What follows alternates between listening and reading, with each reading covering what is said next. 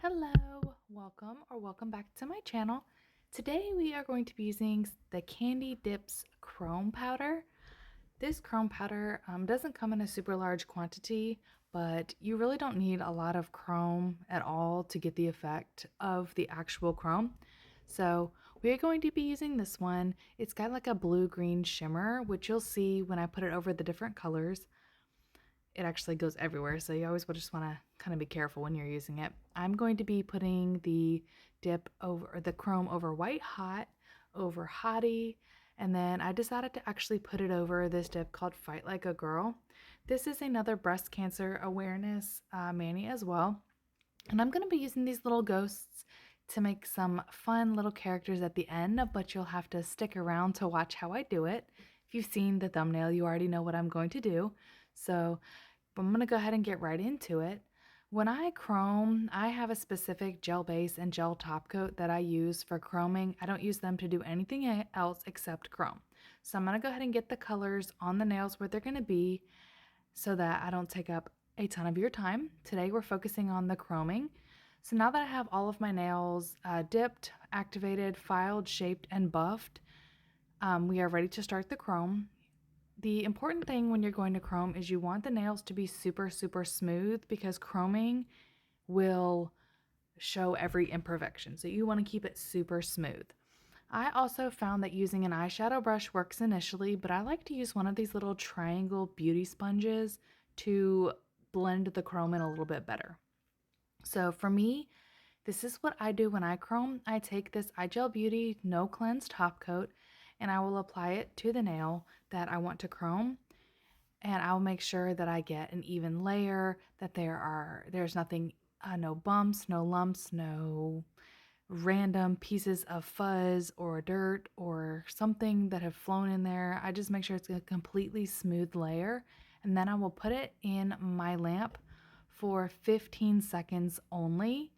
Now, when you're chroming, playing around with different lamps and top coats, I've found that it just varies from lamp to lamp, but my top coat and my lamp is 15 seconds for the best chrome effect with this combination.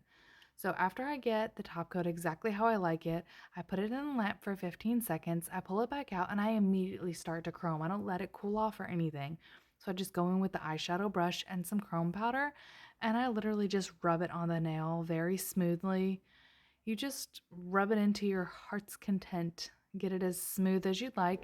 And then once you get it in with the eyeshadow brush, I feel like going in with a beauty blender just kind of gives it that extra chrome effect. It makes it a little more smooth and it makes it pop a little bit more.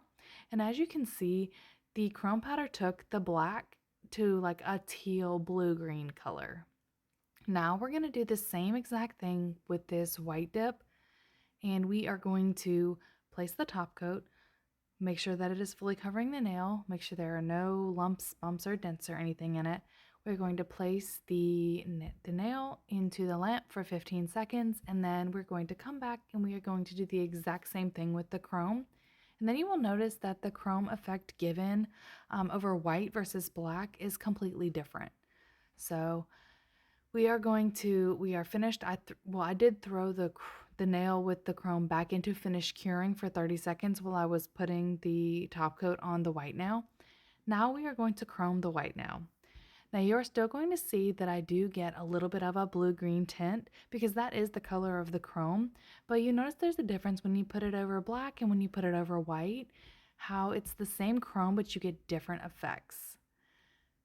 I use the eyeshadow brush until I feel like I've gotten a good base layer, and then I rub it in with the beauty blender, and then I throw it back in the lamp for 30 seconds. Now I also decided that I was going to show you what the same chrome powder looked like over pink. This pink is a super gorgeous, already chromable dip powder, but I just did a basic dip and I did not chrome it with the color itself. I decided that I was going to use the chrome powder to chrome this pink. So you'll see that all of the different colors give a different chrome payoff. It's just depending on what you're looking for. So here is the white nail completely finished, and you can see the difference in the black nail and the white nail chromed. You still get the same chrome effect, but it's a little bit of a different color. Now we're going to chrome the pink nail with the same color, And what it'll do is it will give you the same color as the black and the white nail, but it'll give you a little bit of a pink tint. You still get the blue shining through, you still get the little bit of that peeking in, but you get more of a pink effect because the base color is pink. Now you can do this, you can put chrome powder, like an iridescent chrome powder like this, over any color you want and get a little bit of a different look with every single one. So that is just the fun of chrome powder. The same process, I do it for every single nail. I ended up doing the entire set chromed before I move on to my character. So again, we just cover the nail in no wipe top coat, put it in the lamp for 15 seconds, pull it out, and then rub the chrome onto the nail. So with this one, with the glitter, what it did was it kind of muted the glitter pieces and gave the dip a chrome effect. It looked okay because the 3 of the other nails were chromed, but I personally, going back, wouldn't have done it over this one. I just wanted to try it since we were already chroming the majority of the rest of them. So here's what it looks like completely chromed. Now I'm going to put a base coat on, because when you chrome the nail, when you go to put a top coat directly on, it will chip and peel because the chrome gives the nail a super slick layer, and your top coat will not stick to it. So you will need to put some kind of base layer down so that the top coat will stick. Now, I showed you these stickers in the beginning, so I thought that it might be fun to do like the take on a breast cancer / Halloween mashup. I saw that a lot of people were doing boo bees, so I thought that was a really cool thing. I saw one person do it this year, and I figured I would do my own take on it. So I'm taking this ghost sticker that I have, and I'm just going to place it on the nail, and I'm going to use it as the base for my little boobie. I'm going to just make sure that the sticker is flat on the nail, and then I'm going to take some black and some red, or black and pink gel polish is what I'm trying to say, and I'm going to make it a black and pink bee that looks like a ghost as well. So I figured it was just something cute to throw in with the theme. Try to mash and do like a little mashup for the end of the month.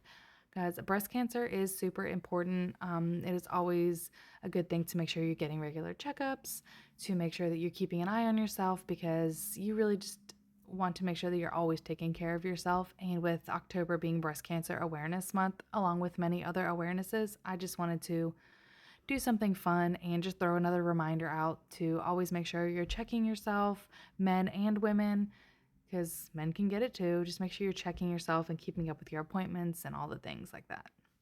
So, moving on to what I'm actually doing on the nail, I am just taking the gel polish and I am just making stripes to make my little ghost tail turn into like a bee butt. Instead of making it black and yellow, though, I decided that it would be really cute to make the bee black and pink, just to fit the theme more that I was kind of going for. And then I wanted to give the bee some antennas to make it fit. You know, I mean, you can't have a bee without antennas.